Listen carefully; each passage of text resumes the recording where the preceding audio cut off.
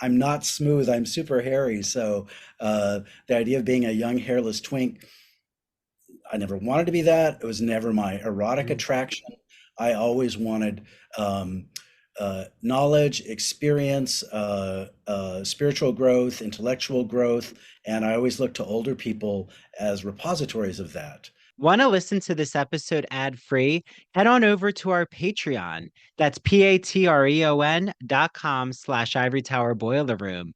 For a limited time, we are offering free 1 week trials to our Patreon just so you can see all of the exciting audio and video episodes that you get to unlock as a Patreon member. And as an ITBR professor member, which is $10 a month, you receive access not only to our audio and video episodes, but also our monthly book club. This month, we are reading The Book of Gothel, a retelling of Rapunzel through the witch's eyes by Mary McMinn. Join us virtually on July 21st at 5 p.m. If you have any questions, please reach out to me at ivorytowerboilerroom@gmail.com. Please rate and subscribe to the podcast on Apple or Spotify. And please mention the podcast to one of your friends. It really helps get the word out there and it allows me to continue getting really exciting guests. Mary to continue her True Crime and Academia show, and Christian Garcia to continue to co host our rewatch show, whether it be Smash or Queer as Folk. And we are now on YouTube, so you can listen to the podcast on YouTube. So if you're a YouTube lover, we have you covered there as well. I hope you enjoyed today's episode.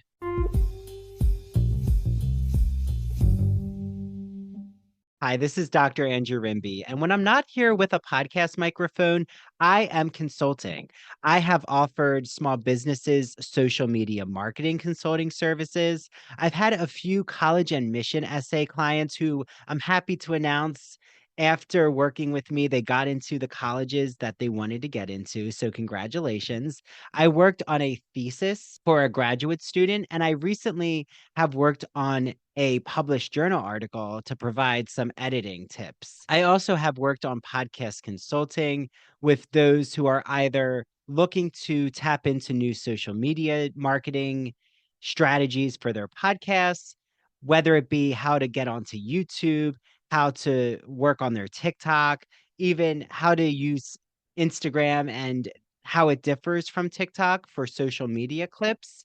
And I also have had a few clients who didn't know whether or not they wanted to start a podcast. So they reached out to me. If you want to book me for consulting services, the first hour is 30 minutes. And then we decide from there what services I can best offer you.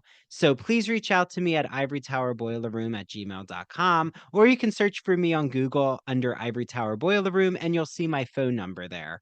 I can't wait to work with more of you this summer to fall season. So please spread the word if you know anyone who's looking for editing, podcasting, or social media consulting.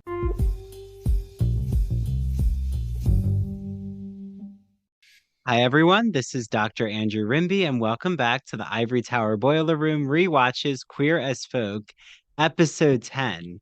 So, episode 10 is called Surprise, and that's it.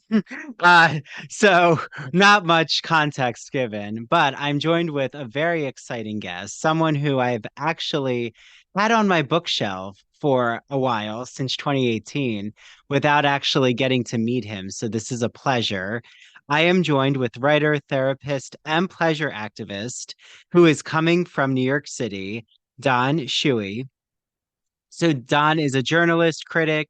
He's published 3 books about theater, written hundreds of articles for not any shabby publication, the New York Times, The Village Voice, Esquire, Rolling Stone.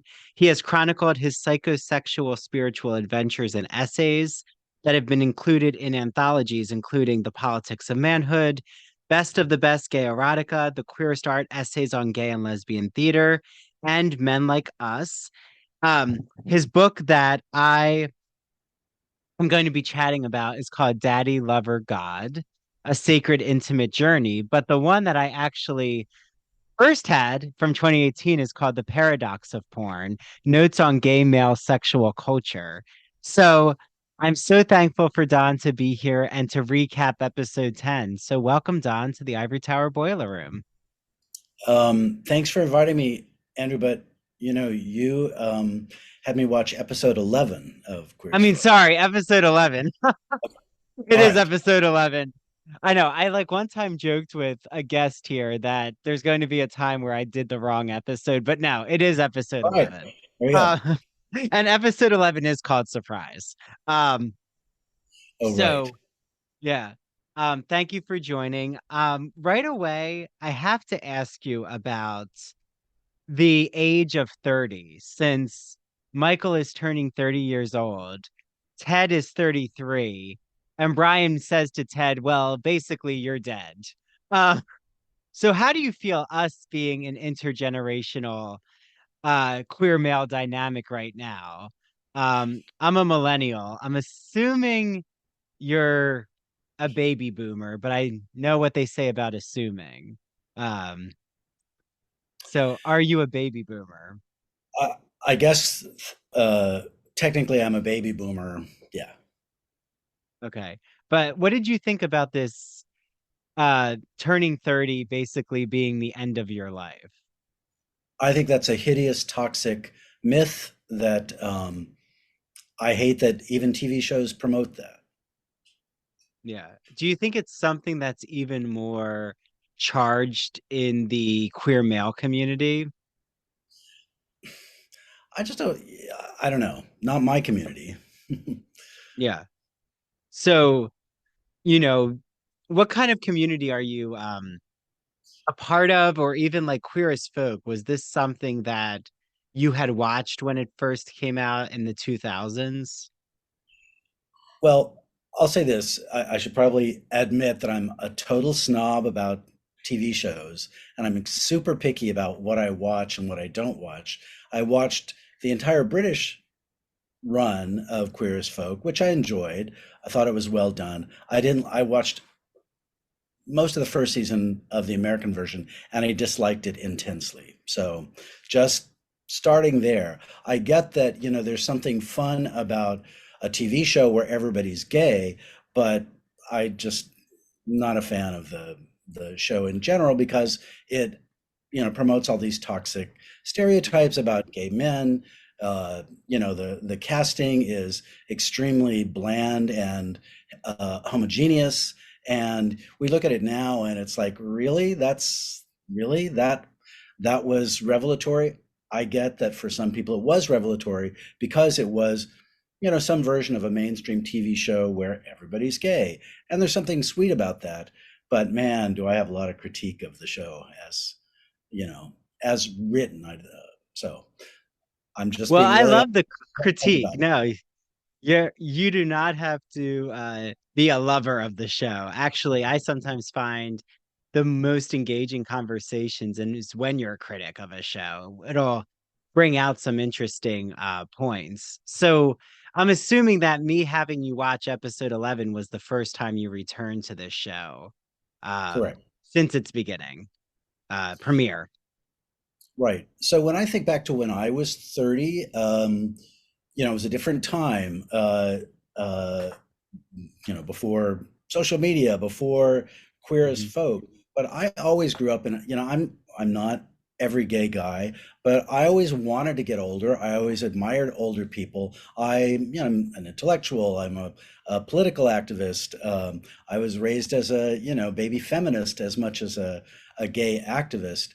And for me, all my boyfriends were always older than I. And, for me, I had no attachment to staying young, like young and well. I'm not smooth. I'm super hairy. So the idea of being a young hairless twink, I never wanted to be that. It was never my erotic Mhm. attraction. I always wanted knowledge, experience, spiritual growth, intellectual growth, and I always looked to older people as repositories of that. So I never wanted to stay young. I never like there are a lot of people for whom high school was like their finest time. That was not my story at all. I was looking forward to, there. I grew up with the expression "life begins at 40," so looked forward to being 40. Uh, So that's a totally different attitude from the one of, that I will say I find it very disappointing that a TV show like Queer as Folk will just even put out the idea that, oh, after you're 30, the day after you turn 30, you're going to be wearing Depends. Really? What world does that exist in? Come on. That's so implausible. It's so Yeah. bogus. Yeah. Did you grow up then in the New York area, or like you've been basically a New Yorker ever since you've moved to this city? Yeah, I mean, I am a New Yorker. I've been a New Yorker since before you were born, I'll bet. But my father was in the military, so I moved all over the place. So I became worldly at an early age. Yeah. So do you feel like watching this show, um, like being a New Yorker for a while, like knowing the Hell's Kitchen scene or the Greenwich Village scene, like adult porn cinemas, like that whole experience, was that something, the bathhouse culture, like was that something that you were a part of, or you like took issue with certain aspects of what that was promoting in the queer male culture of New York City? No, I mean, my first apartment in New York was in the West Village. I moved to New York in 1980. So I was there in the thick of the West Village, which was, um, back then, that was the center of gay life in New York. It very quickly in the next several years turned into also kind of the epicenter of the AIDS epidemic. So I lived through all of that. Um, but I really came out in Boston in the late 70s in the midst Mhm. of a very politically active community and was where coming out was embraced as a political act. That's where I really got my chops as a gay kid. So, my boyfriend was a lawyer, one of the first openly gay lawyers in Boston, and he kind of showed me the ropes and took me around to, the cruising areas and, gave me very specific instructions and how to go to the baths and what it was like and what to expect and all of that stuff. It was great. That was at a time when that's how you learned about gay life is from your peers and mentors if you were lucky to have um, mentors or friends or boyfriends who would show you the ropes, again, way before, the internet or social media. Yeah. Do you think the show, like even with your critiques, do you think though showing this dynamic of men, like this mentorship in a way, is something that was revolutionary or still isn't seen as much on TV or film, is a group of queer men expressing their relationships or doubts, questioning their decisions and trying to support each other? Well, clearly, the situations that show up in the show are ones we recognize from life. Like in this episode, there's I don't remember the names of the characters. To me, they all kind of look alike. But all the brunettes look alike and all the blondes look alike. But there's the guy who's secretly in love with uh, Brian somebody else. or Michael's Michael. Brian. Michael, So, probably. that's a thing of like you watch, so that's a thing. Like people have crushes and you have a crush on somebody who's in your social circle, but it's not really reciprocal. And so there's a lot of pining away. That's a situation that, you know, I recognize from life, that people recognize from life. Sure. Hmm. Uh, Well, and do you feel that, like, I mean, you've talked about the 70s, like you coming out in the 70s. I'm even thinking as you're talking about Boston, I'm thinking of that gay scholar John Boswell, who I'm pretty sure was, I forget if, I think he was at Yale, but he could have been at Harvard. Um, but he like did this whole work on queering Christianity. But there was like so much in the 70s. I mean, Bette Midler was singing in the bathhouses in Manhattan. So there's that whole like going to Times Square. I had on this podcast Thomas Wall, who talked about um, like the porn cinemas and what it was like to go to that one of the 50th Street theaters. So there was the disco, the fantasy, like the Fire Island experience with Andrew Holleran. But then there was the crashing down of, the AIDS epidemic. But also, I feel this episode kind of shows with Emmett, who's really scared that he might have HIV, that like he's in his own head and so scared, but then the partying's going on. So I do kind of think you must like have some, experience or even just thoughts about like those who are actually going through, being HIV positive, but on the other side, there were the partiers, like trying to almost pretend that it didn't exist. Like, how do you weigh in on that? Yeah, I mean, of course, that aspect of this episode is recognizable. In a day when it took a while to get tested for HIV, and lots of people lived in fear, and it was a real, many people had the experience of having a wild night and kind of uh, not thinking too much about safer sex or Mhm. protected sex or condoms for butt sex, and then freak out the next day and get tested and have to wait. Many people went through that fear and anxiety over and over and over again. Yes, that's recognizable as a thing. Um, yeah, a lot of people went through in that situation, and I don't know how works in the series. He makes the promise. He prays to God that if I'm negative, I'll never have sex with a man again. I doubt that he actually keeps that promise. Um, Yet I know somebody, an Italian guy who promised his mother on her deathbed that he would stop being gay and stop having sex with men. This is, in recent years. So stuff like that goes on. And as far as I know, he like kept his promise. I mean, that's Italian men, they're very devoted to mama. And so if mama asks on her deathbed, don't be a sinner. I mean, this guy took that seriously. So, Yeah. it's a thing. It's hard to deny when people tell you their personal histories. Yeah. Well, you basically foreshadowed, and it does start to go to conversion therapy. So, uh, you see the writing on the wall from reality and your Italian friend. But like, I'm curious what you think about Justin with blonde hair. He's like our youngest character. Um, Are you enamored with him? Do you see him as relatable in terms of the coming out experience? Like, is he rebellious enough, or is he, um, does he have enough of a personality for you, Don? Justin is the one who gets rimmed in the first episode. Yes. Yeah. Yeah. Um, yeah, just, again, I know that, he's conceived in the series as like everybody's ideal of cute young boy. I mean, sorry, but, bless your heart if that's your type. So not my type.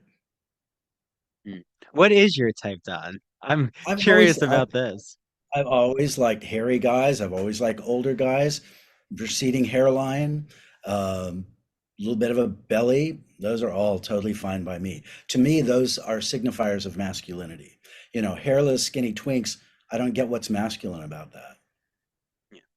So what's it like when I mean, do you still go to like the Eagle, which is a leather bar for everyone out there, just because I know that's specific, but like, do you still go to gay clubs? And if you do, like, what's your relationship to them? Uh, when I want to step into a bacchanal, I can always go to the Eagle. I think of Saturday night at the Eagle as 500 blowjobs waiting to happen. And I just, visited, the Red Eye is a new club in Midtown, and there's kind of a downstairs area called the Cockpit. I went to a club there to check it out. So yeah, I like making the rounds. Yeah. Do you think that it's more or less charged now in 2023 in terms of fitting certain molds? Or is that just a misnomer? Like that's just because um a man is insecure with his own authenticity. Like you don't even think that there is a certain beauty image when it comes to the queer male community. Oh, I think, Andrew, I think it's so hard to generalize. Mhm. I'm not great about generalizations because I can always think of exceptions, you know, and I don't mean to harsh anybody's, buzz or yuck anyone's yum, Yeah, as we yeah. say these days. Um, but it is my impression that, when you're younger, you're more attached to types and and you're more susceptible to, um, cultural stereotypes. I don't know where that balloon just came from. Uh, uh, Yeah, there was a uh, balloon on Don's screen. I loved it though. It's a uh, celebratory message. It's the birthday surprise. There you go. Surprise! That's from Queer as Folk. That's from Russell Davies, or Yeah. Jonathan Tollins. Uh, No, I think when you're younger, you're more susceptible to what you're told are the social norms. Mhm. And, gay men at a certain point, a, s- a lot of gay men are socialized to think that you have to be young, you have to be pretty, you have to be slim, you have to have a six pack, all these like, this kind of ideal of masculine beauty. And that's what everyone aspires to. And then you wind up, yeah, if you believe all those things, then if the minute you have a wrinkle on your face or you turn 30, then you're trash.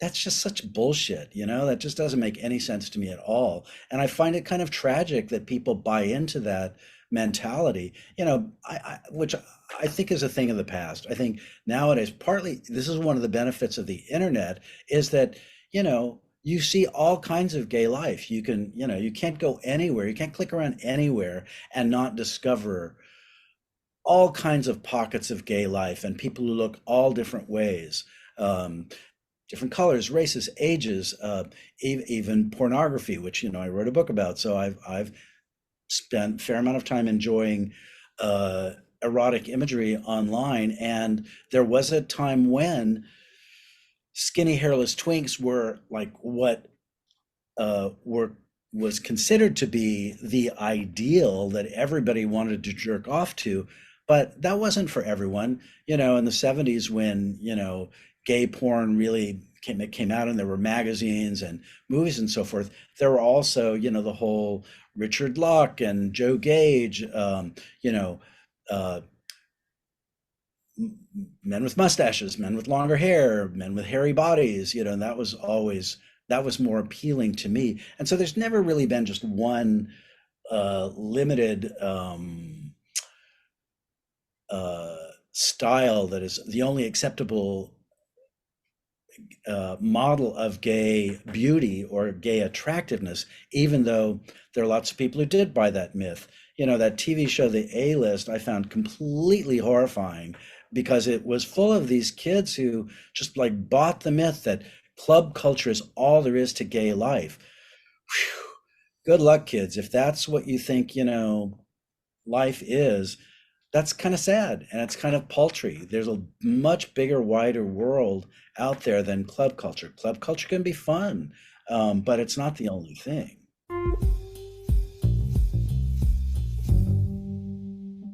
After Pride Month is over, sometimes it can be hard to find our favorite LGBTQ books, TV shows, films, even theater experiences. Well, don't worry because I have the magazine for you. It is called The Gay and Lesbian Review, and their latest July and August issue just got released. It's called Sanctuary. Well, here is what editor Richard Snyder Jr. just described about the latest issue. He writes, the impulse for any minority to seek out safe spaces or sanctuaries exists in proportion to the oppression they suffer in their social world. From the catacombs of Rome to the colony of Plymouth, the upshot of this quest is well attested.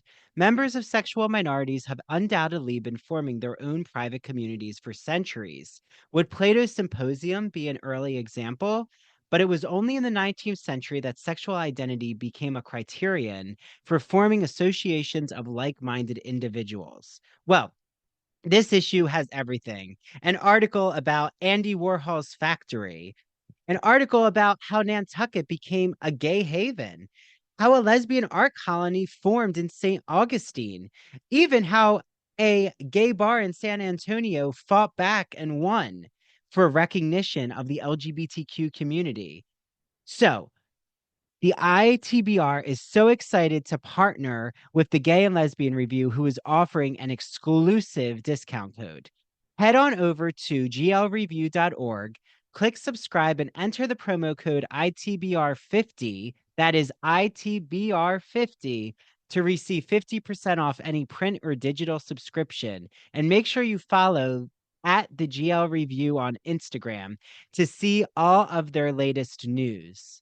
I hope you enjoy your reading. Were you a fan of the TCM Turner Classic Movie Network and you couldn't wait to see what classic movie they were going to premiere? And when you went to Hollywood/MGM studios in Disney World, you would always go to the Great Movie Ride. I absolutely loved the Great Movie Ride, especially when we landed in the Wizard of Oz scene and the Wicked Witch of the West came out from a heap of smoke and confronted Dorothy and Glinda. Well, I have a podcast for you. My good friend Christian Garcia's podcast is called That Old Gay Classic Cinema. So he combines classic cinema analysis with a queer study angle. So some of his recent episodes include Singing in the Rain, Breakfast at Tiffany's, Cat on a Hot Tin Roof, Sunset Boulevard with our good friend Janine Cucci, the co-owner of the Soapbox NY. Alfred Hitchcock's Strangers on a Train, The Philadelphia Story, and so much more.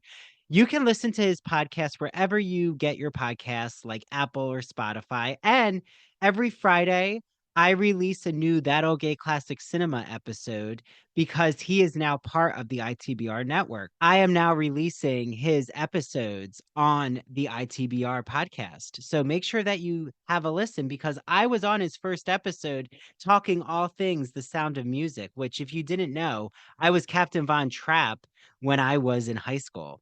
So make sure you follow him on TikTok and Instagram at That Old Gay Classic Cinema and rate, subscribe, do all the things, and please help support my friend Christian's podcast. I know you're going to love it.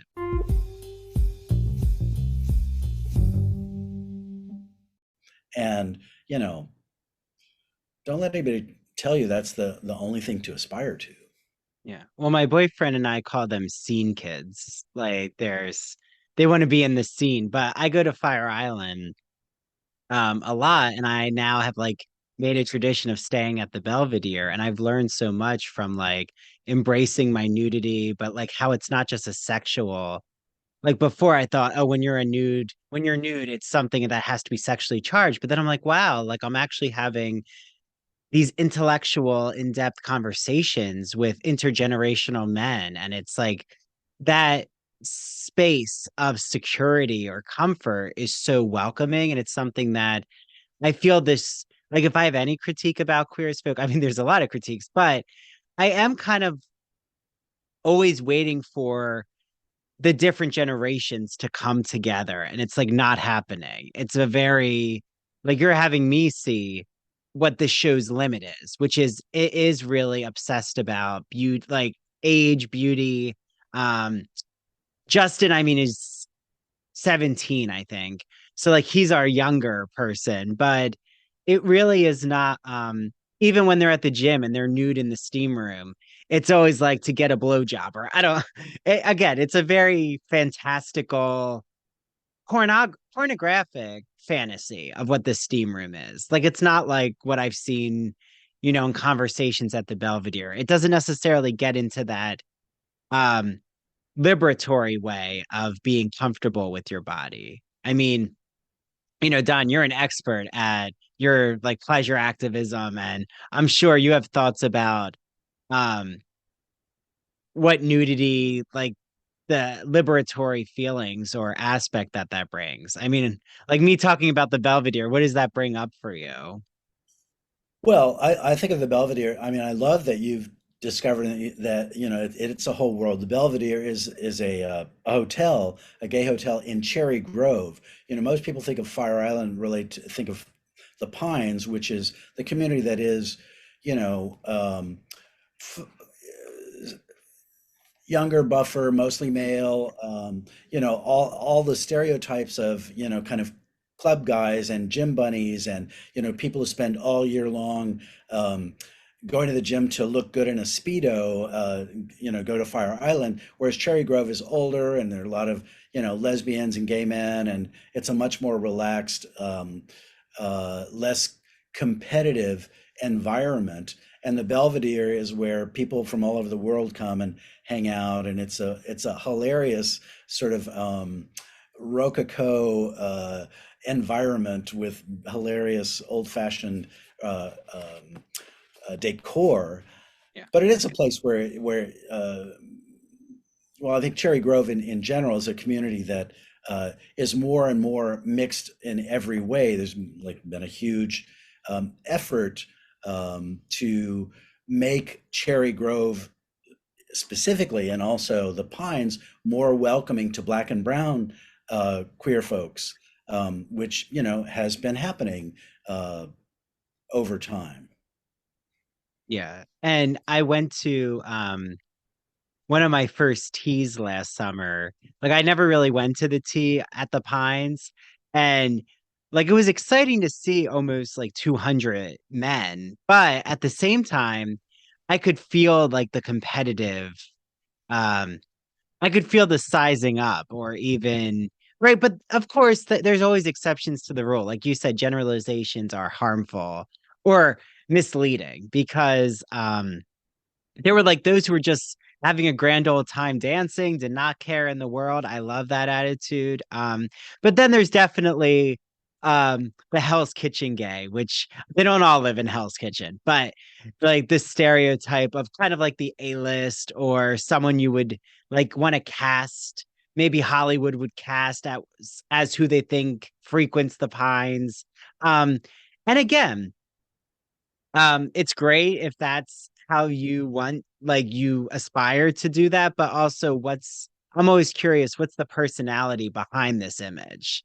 Um, like I'm more excited about the conversations we'll have or getting to know someone instead of fitting the group. Like I'm not a real believer of group think when it comes to behavior. So yeah. But I mean, do you still frequent Fire Island, Don? I mean, I've never been a I I haven't spent a huge amount of time on Fire Island. I've been out, you know, a number of times over the years, and I have friends who go out all the time. Um, the thing is that, in Fire Islands, it's very beautiful. It's a fun place to be. And, it I think the thing that I most want to the sort of idea I want to steer toward, Andrew, is this idea. People talk about, Fire Island as this kind of dream fantasy thing. Fire Island, P Town, as these kind of resort destinations, and they prize a certain kind of, muscular male body and gym bodies, and looking good in speedos. But you know what? That's not the only. Communities based on looks are not the only communities that exist. I think about the communities that have been important to me, and they include, my as a writer, my first writing gig was at Gay Community News. So Gay Community News in Boston was a very important newspaper and journalism outlet. Uh, one of the first in the country. Political activism was always very important to me. In Boston, my lover John Ward and I, took part uh, in those days. It was a gay march. It was a political liberation march. Later it became commercialized into Pride, which now is, happens in airports, and you're not free to sell rainbow flags and so forth. Well, other communities that have been important to me are, ACT UP was very important to me. Gay Men's Health Crisis was an important community to me. I've been very involved with the Body Electric School, which is a whole other erotic community that promotes, uh, finding a place for sexuality and spirituality to coexist. I'm a writer, so a lot of my friends are writers. I'm a therapist. A lot of my friends are therapists. So there are many, many, many communities that coexist. I'm a theater guy. I'm a theater critic and a theater lover. And theater, is a world where there are a lot of gay people, and there are a lot of gay theater goers. There are many, many, many, many communities that coexist that aren't just about, looking good in a Speedo. I mean, that's Yeah. obvious to say, but that's worth saying. Yeah. Well, and growing up as a child, I would go to New Hope all the time since my dad's from Bucks County and my aunt is still there. And I can't wait. I'm gonna go back again, and it's always exciting to be there. And I always like saw the LGBT um art community and like the theater community is really strong there. Well, Fire Island has that too, like you're saying. I mean, I just always say go in with your own authenticity and you'll find that community, like no matter where you're traveling. But I do have to ask you, like, what your thoughts are when there's a lot of conversations in this episode about um how couples are having sex, or especially Melanie and Lindsay, our lesbian couple, um, are having like sexual problems or they're not having sex, and you can kind of tell that there's going to be a rupture in the relationship because Melanie really wants intimacy and Lindsay, there's some barrier that's happening because maybe, just having a child and working through that. So, what were your feelings about how sex is represented in this episode? That's a good question. So, one of the things I like about Queer as Folk, both the English and the American version, is that it's pretty frank about sex, and uh, uh, sort of shows how sex is an important part of gay life, and it's not, so you see people hooking up in bathrooms and, easily falling into sex, and that's a pretty accurate. That's accurate to an extent of that's how gay people roll. It's quite different. Gay folks generally have a different ethos around uh, uh, sex in and out of relationships than heterosexual people do. At the same time, the show is very soap operatic, and I think the writing is pretty crummy and crude, and yes, it's a real issue in lots of relationships, ongoing relationships, when there's a disparity of erotic desire, and there are ways to portray it. This episode portrays the two women in a very cartoonish way, in a very kind of crude way. But those are, I'm one of the things, I'm a therapist who specializes in uh, sexual issues, and so I spend years, months, talking with uh, couples and clients about what are the issues, what are the desires, what are the dreams, what gets in the way, what do you do when there's a disparity of sexual desire in an ongoing relationship. It's not a joke. It's a serious thing. There's a lot to that can't really be uh, summed up or wrapped up in a bow in a 30-minute episode. Yeah. Did you feel that like nudity or the sexual situations, um are they trying to shock the viewer, you feel, or are they done in a genuine way? Like, is it trying to shock you because it was a premium channel with Showtime, or it comes up genuinely, like finding out that like Ted was having sex in the car, and there's like that whole scene where the car is like going back and forth. Um, like you said, there are the soap opera moments. So do you feel sex is done authentically as possible, or kind of just starts to fall into these soap opera traps? Well, it's all a cartoon. Like, even the Hmm. depiction of the character. You know, I don't know if we use, can you say fuck, getting Oh fucked yeah, in yeah, the, yeah. You could say anything. Yeah. always never sure on podcasts. It's kind of funny. It's kind of surreal. I like that in the British version. There were many more surreal moments like that where it was kind of taken to a heightened level, whereas the American version is kind of uneasy mixture of kind of corny soap opera and these little moments. And you know, maybe for some people who are kind of who live in rural Iowa, scenes of guys, no, I was going to say having casual sex. No, it's not surprising to anybody. Everybody has casual sex. People, in time immemorial, my father, I'm sure, had sex in trucks, when he was growing up, not with uh, men, but with girls. Um, so yeah, I can't speak to whether they thought it was shocking. Probably everything about the show, thought it was shocking. And just starting with, um, the first episode of somebody getting rimmed, that had never been seen on, cable TV. But now, there's White Lotus where the same, Yeah. uh, image shows up. I don't know. Have you seen this movie, Rotting in the Sun? Have you heard about this movie, Rotting in the Sun? No, what is that, Don? It's a latest film by this very interesting Chilean filmmaker named Sebastian Silva, and he's made a bunch of very edgy films. And his most recent one is called Rotting in the Sun, where he plays the main character, he plays himself basically a filmmaker who's trying to come up with his next movie and is kind of depressed. And his friends say, "Oh, you should go to."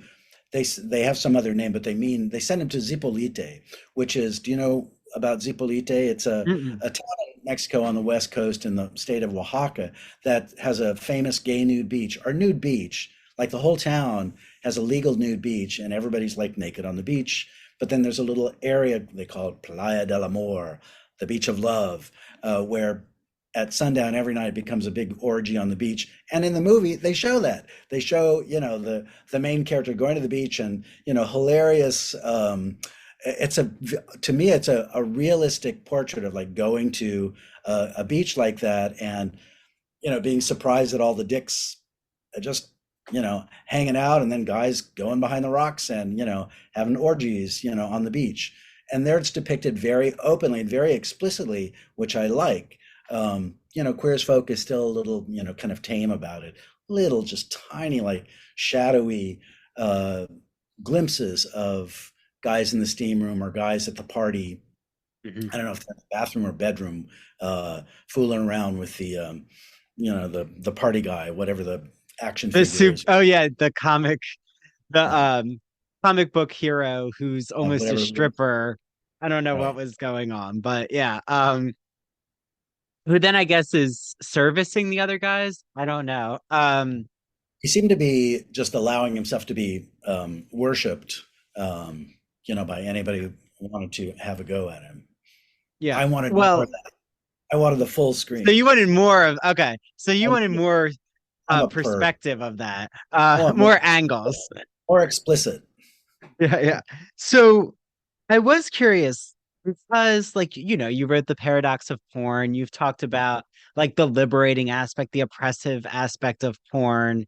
Like, what did you think of even when they were in a sex shop? Like, there's that moment where Melanie like looks at a strap on, and it's kind of like they're in a shop, but they're also mocking it. Like, oh, should we buy this toy?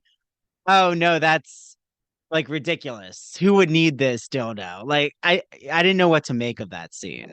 It felt like a cliche to me. It's so easy to make fun of dildos and sex shops and so on. Ha ha ha, dildo. Yeah.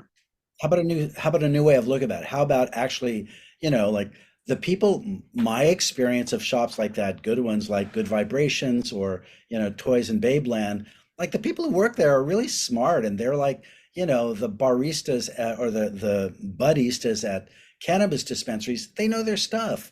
And if it would be more interesting to have like a really like um a real conversation about lube, like that would be actually educational for the public. Say, oh, when you go to those shops, you can actually talk to the salespeople who are quite knowledgeable about their product, and what's the difference between this lube and that lube. I've been in those conversations, I've had them, and I've overheard them.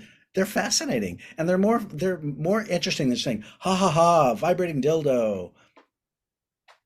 Tell us Yeah. something It, new. it felt very bachelorette. Um, like they could have started to just buy like, you know, pin the balls on the cock or whatever, games happen. And we all have that. I mean, that's the first response when you go into a sex shop like that is you'll laugh at things because there always are, hilarious um, products, merchandise that somebody has thought of. I mean, one of my favorite comic things in life is there's a company called Udats. Do you know about Udats? No, UDATZ. It's no, what is this? an online sex toy store, and they come up with the most crazy merchandise. And so just getting their emails is like they're hilarious. They make you laugh because they're so extreme. The devices that people have come up with, the like devices that are like this long, and like who's going to use that? I did buy one as a joke present for my husband, and just he stuck it on the wall of his shower just because what else are you going to do with it? But it's literally like this long. Um, you know, so there is something to be said to make Mhm. fun of those things, and they're also kind of great. Like if you've never used a vibrator on your butt, especially externally, I encourage you to try it. It's one of the secret pleasures of life for men. I mean, there's lots of pleasure for men besides around butts, besides penetration and fucking. The external anal area is really full of sensitive Mm. nerve endings, and a vibrator just going up and down your butt crack, even over underpants, can be quite thrilling. I encourage you and your listeners to try that out. Well, and what I love is in Daddy Lover God, you even like, if you can just explain a little, like you go through these different stages of boners, not stages, but like the different numbers of boners, like at the beginning. So how does that like kind of leap into your discussion around sacred intimacy? Well, so let me just say a little bit what the book is. This book Mhm. that I wrote, Daddy Lover God, A Sacred Intimate Journey, is a memoir about my experience as doing sacred intimate work, sexual healing work. A lot centers on my training and experience with the Body Electric School, which started out as a brick and mortar massage school in Oakland, California, but now it's more virtual. But they uh, teach workshops all around the country in erotic massage as a healing practice. So Joseph Kramer, who started the Body Electric School, devised this notion of sacred intimate training, teaching people to be skillful at sexual healing work. And I took that training 3 of the first 4 years it was offered, and was one of the perhaps foolish people who really took it as vocational training, hung out a shingle and started doing some version of sacred intimate work, though I never use those terms because most people don't know what sacred intimacy means. My book will educate some people, and others are spreading the term. But basically, my perspective on sacred intimacy, it's basically erotic massage plus X equals sacred intimate session, and the X is different for each person. So, uh, if you want to just get an erotic massage, a sensual massage with or without a happy ending, there are lots of places you can go for that. And fantastic. That's really fun. It's kind of great to go into a massage situation where you don't have to worry about, oh, if I get an erection, will it embarrass me? Will it embarrass the massage therapist? Will they kick me out? Will they dump me off the table? Will they ban me? There are places for which that's true. I think a lot of people, a lot of men, a lot of gay men like getting a massage where like all of you is acknowledged.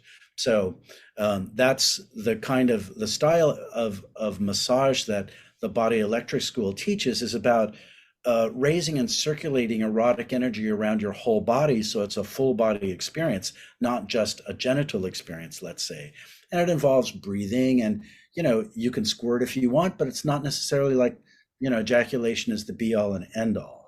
Anyway, that's just a little bit of a nutshell about uh, the journey that I went on, and that my book Daddy Lover God takes you through.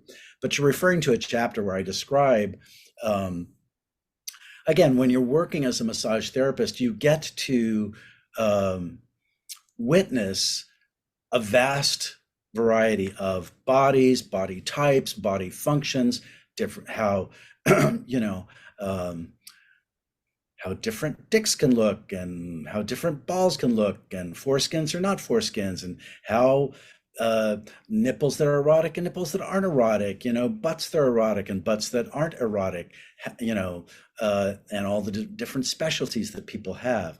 So, when you're a massage therapist, and, a lot of people who are practitioners are reading my book and, letting me know that, like people say, I had that client. uh, I describe a lot of situations that people who have ever done some version of erotic body work recognize just how you deal with clients and the kind of funny things that happen and the sweet things that happen and the poignant things that happen. And as a practitioner, you keep track of, how the ups and downs that dicks go through in an erotic massage session.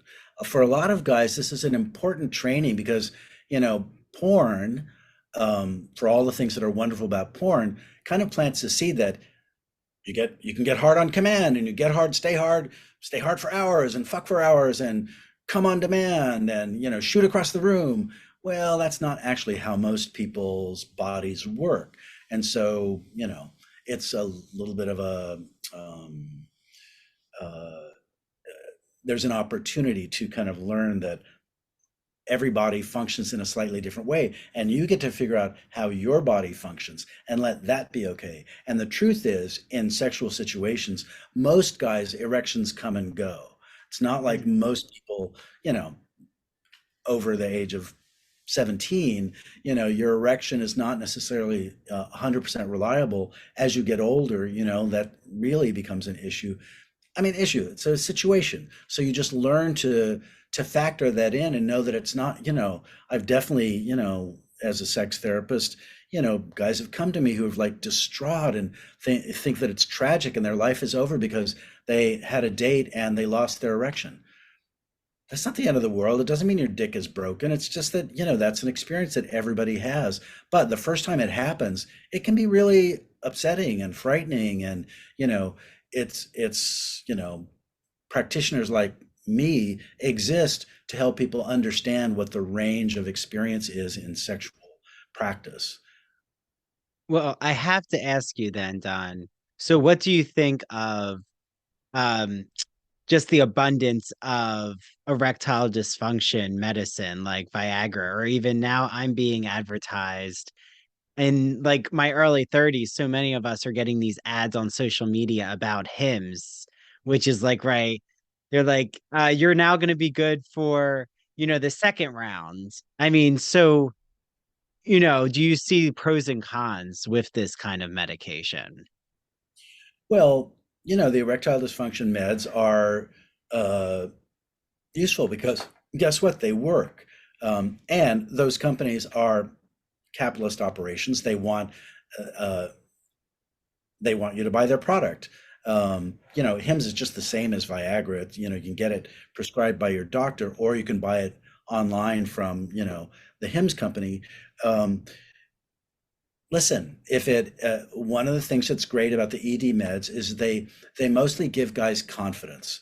That if you take a pill and you get turned on, you're probably going to be able to have a good time. It's the tricky part is, those ED meds don't create arousal, they enhance arousal. Mm. So they don't automatically create a boner.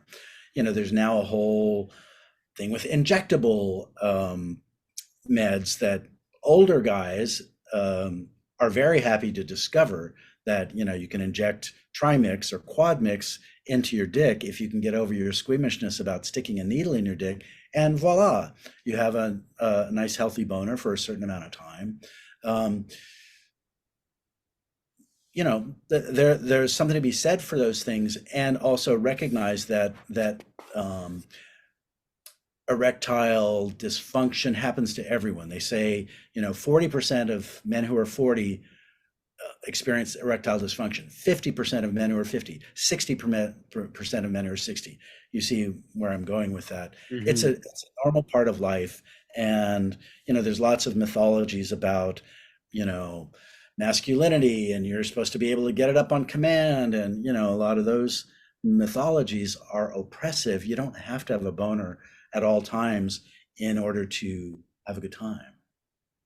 Well, so do you feel like the porn industry, speaking for gay porn, do you think that it has like from the 70s, the golden age of porn, um, to now, do you feel that there's healthier discussions around um representation of sex in pornographic categories, or do you think that not much has really changed when it comes to, thinking that men are always ready and they're always hard and showing a lot of like penetrative sex, just like Queer as Folk? I mean, I feel like if there's anything pornographic, like it's not necessarily the nudity, but it's always about, the top or the bottom. Like they're kind of just always interested in penetrative sex Right. as markers of eroticism.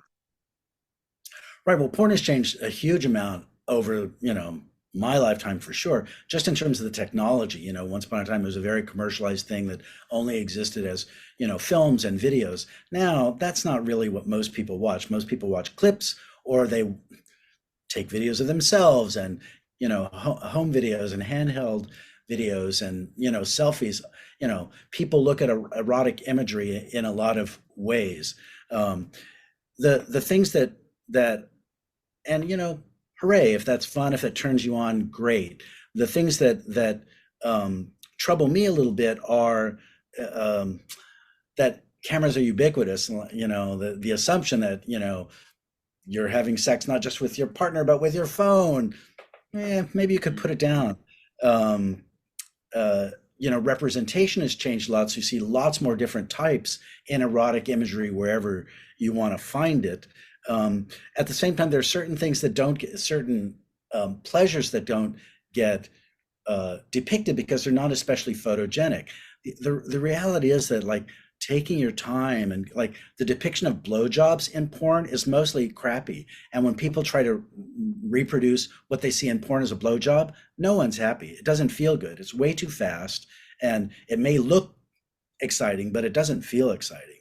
So slow everything down about 1/10 the speed. The other thing that's kind of, I mean, people your age and younger, Andrew, who've grown up on online, porn, have been exposed to extreme porn from a very early age. One of the saddest things that a client ever said to me, who was like in his mid 20s, maybe 25 or 26, said, "I watched 20 gangbangs online before I ever kissed a boy."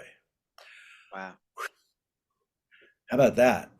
The thing about the ubiquity of porn and how available it is that it can implant this idea that extreme sex is like normal. And so guys think, I don't know if I'm available to get fisted, so I guess I can't even go out on a date because he's going to want me to do, everybody thinks if you go out on a date, you have to be available for A to Z.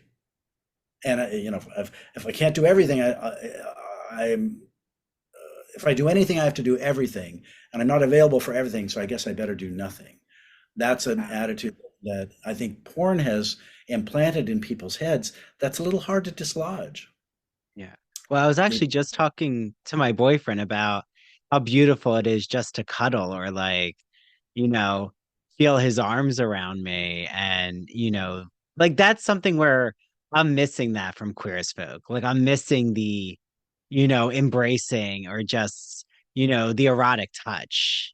It is very the car has to bang, bang, like move, move, move to show the sexual climax. And again, I'm just curious, is that because they thought the audience would be satisfied with this portrayal? Or did they, like you said, did they think that some people who didn't have access to porn would see this as pornographic? It's It's hard to mostly, figure out.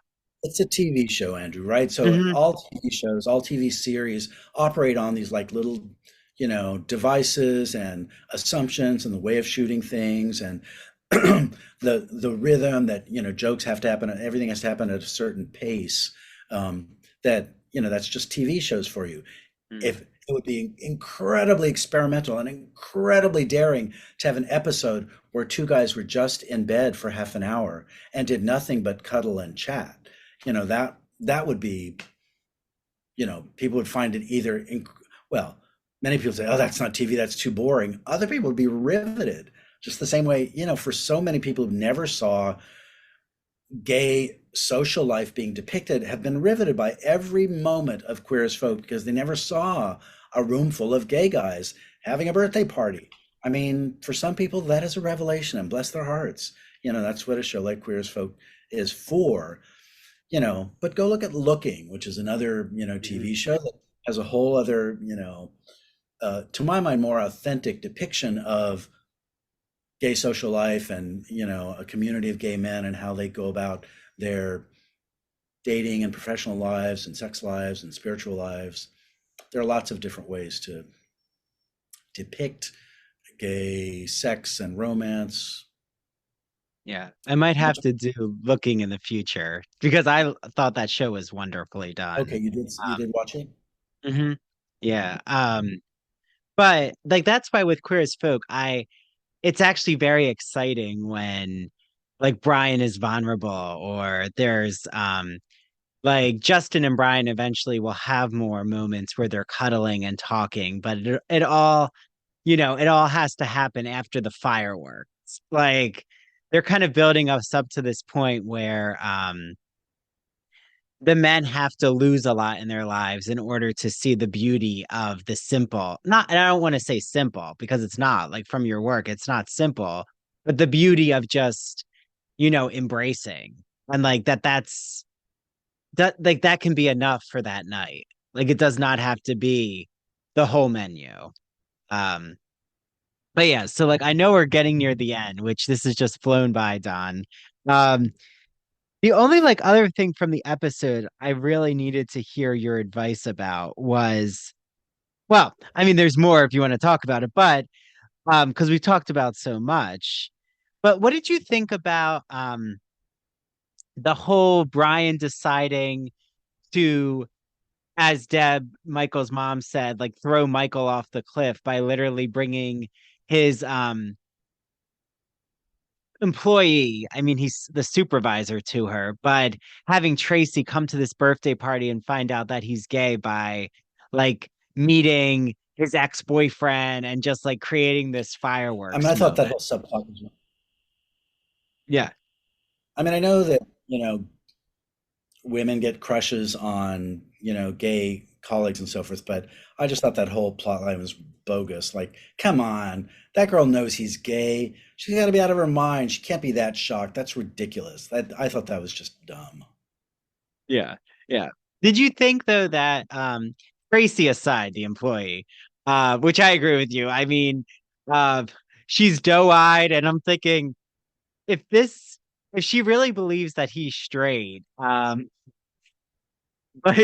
she knows enough about the gay community. If this is their neighborhood and she's like been around the gay community. Um, but what did you think of the mother saying like thank you for freeing my son, like for letting him now be with David and like that Michael's now going to go back to David and they're supposedly going to live happily ever after. Like did you really see Brian as the villain the way the mother was depicting him?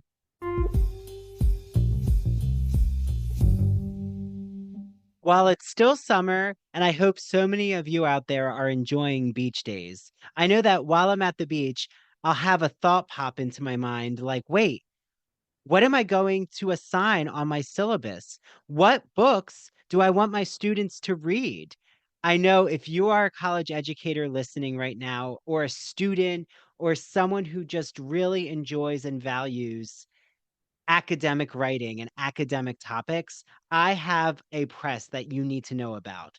It's called Broadview Press, and it's an independent press. I've had a few of their writers on the podcast, including Dr. Sid Dobrin, who was recently on the podcast to talk about how artificial intelligence is changing the game for humanities education. Soon, I'm going to have Dr. Andrea Sullivan Clark on to talk all about philosophies on Turtle Island, especially indigenous philosophies.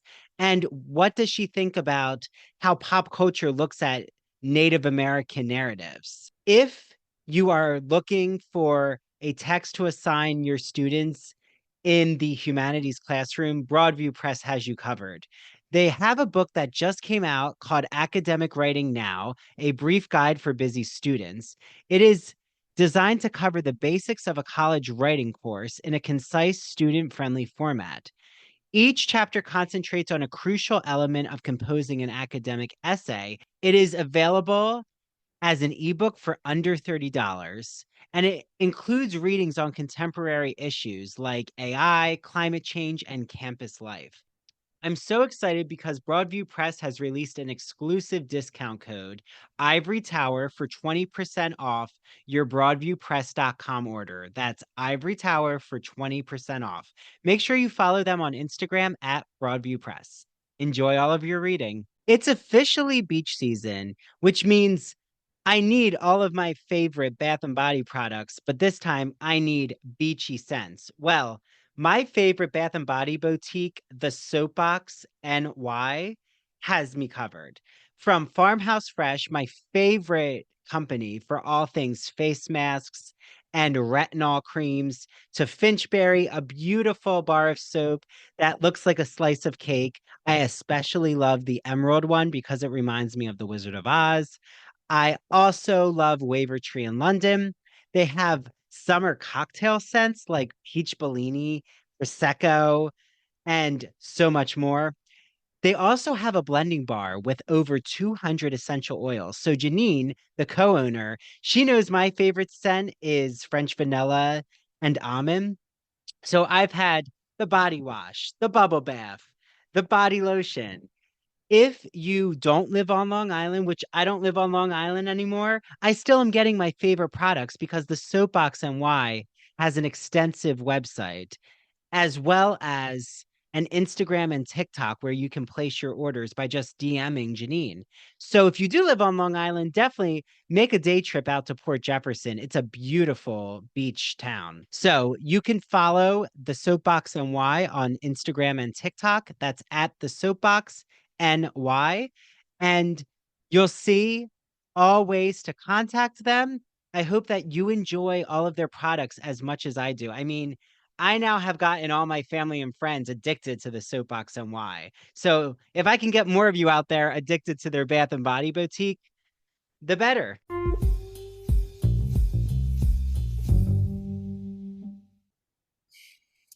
Oh, Andrew, it's a soap opera. These are all soap opera points, and everything is about, dramatic shifts, and everything gets heightened, and and the thing about soap operas, they hook you, and they slowly wear you down, so that very melodramatic plot points come to seem like kitchen sink realism, when they're just soap opera plot points.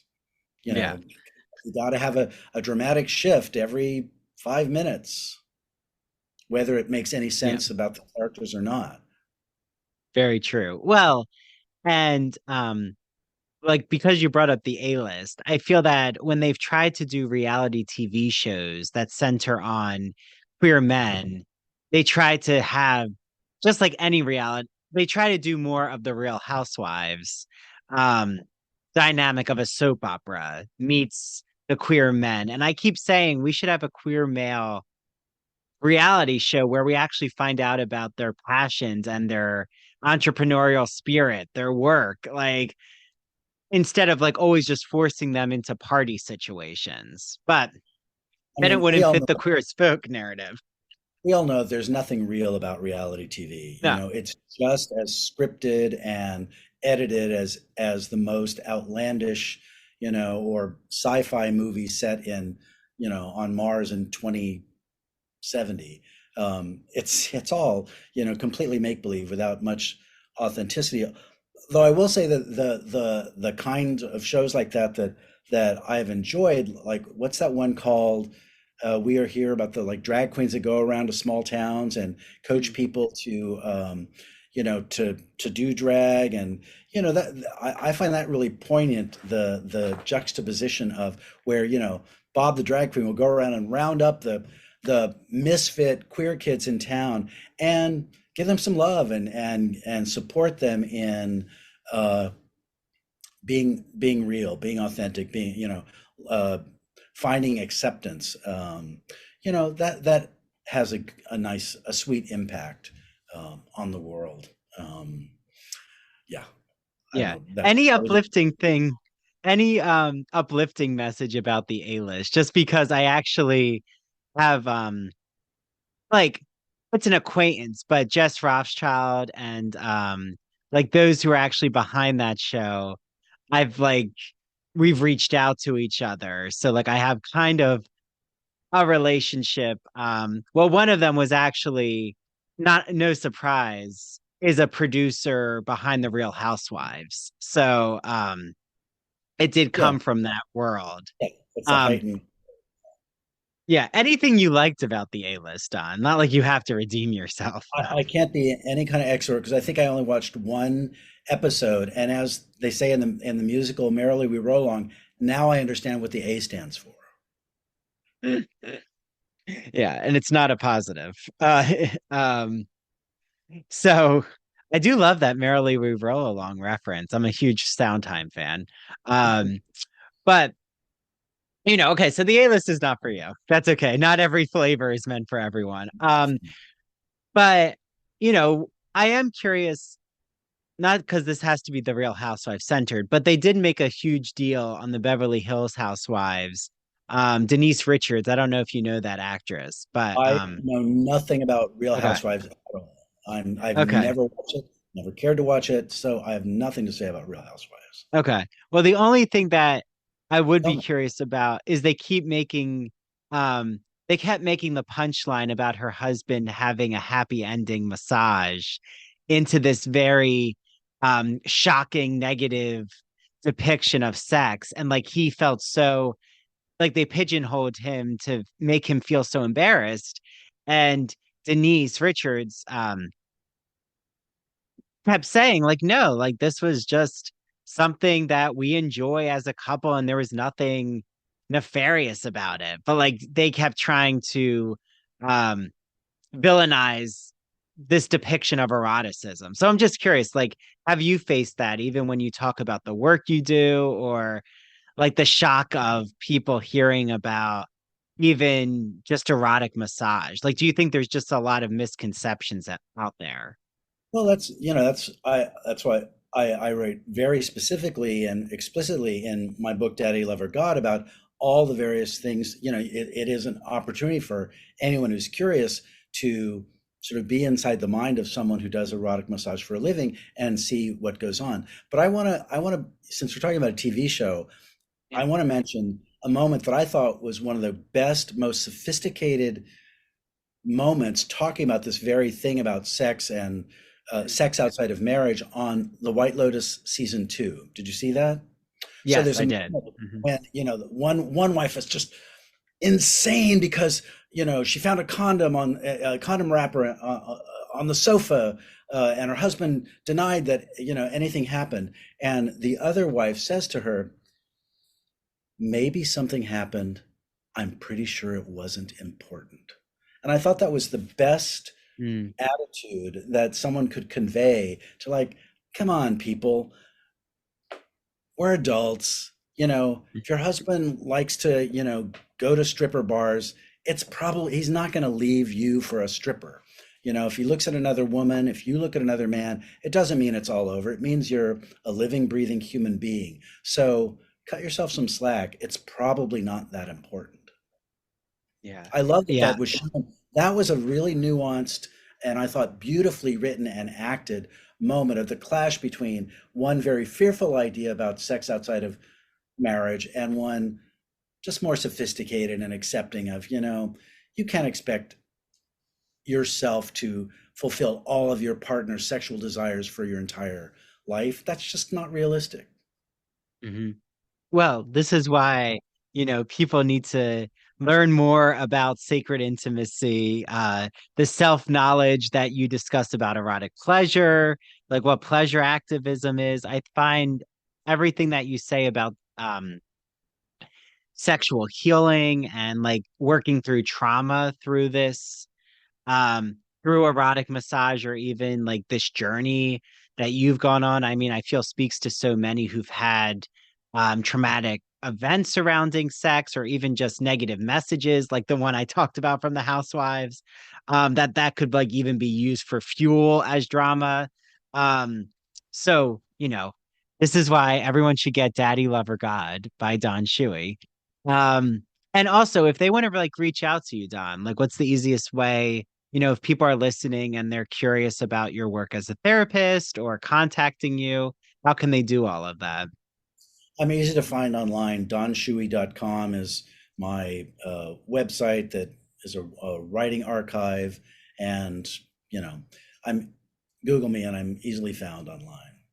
Great. And I have Don's Instagram in the show notes, so you can, make sure you follow him on Instagram. Don, this is very, very, I feel like we hit so many different topics and Yeah, all I because of surprise, our and episode. I like that, you and I have very different cultural references and different backgrounds and different cultures, and I like that. It's fun to rather than just like have the same references and just be an echo chamber. It's kind of fun to bounce off each other's ideas. Yeah. Yeah. My last question is, do you miss the 1970s culture, and like do you miss that we don't have the cinemas and like certain clubs and things or the bathhouses, or do you feel that we've just moved into an age where like the media has just opened our eyes to so many other experiences? Yeah, I'm not that nostalgic. There's, gay guys are very inventive around our intellectual lives, our spiritual lives, our sexual lives, our social lives. So we're always coming up with cool new stuff. Yeah. I would be curious though if they like on Fire Island, this is like an idea for, I'm sure that they've done this. I mean, they do this at the Eagle, but or Red Eye, I'm sure Daniel and Ardicchio will do it. Um that like if they try to recreate one of the 1970s, what was that boys was it Boys in the Sand? Was that like really infamous movie in the 70s? Um Boys in the Band was a play, and then where there there's was a Boys in the film called Boys in the Sand that was a kind of a takeoff on that. Yeah, but like if they try to like premiere Boys in the Sand in a venue, like I'm kind of curious how that would go down, like to recreate the cinema experience.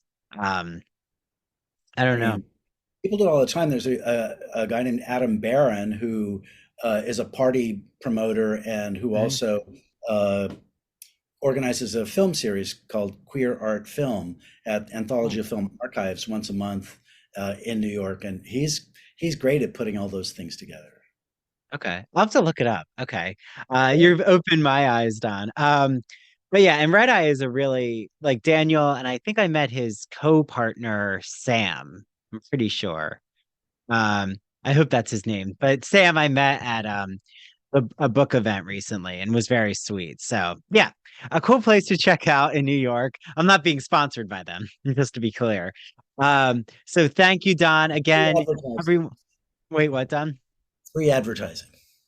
Yeah, free advertising. Why not? Yeah, we're spreading the word, but make sure you get your hands on The Paradox of Porn by Don and Daddy Lover God. So until next time, let's see what episode 12. You don't have to worry about episode 12, Don, but my next guest, we'll see where that leads us. So thank you, Don. Yeah, Thanks for inviting me into this conversation, Andrew. I really appreciate this time. of course. And thanks just for your openness and, sharing all your knowledge here. Okay, well, bye to everyone out there and bye to Don.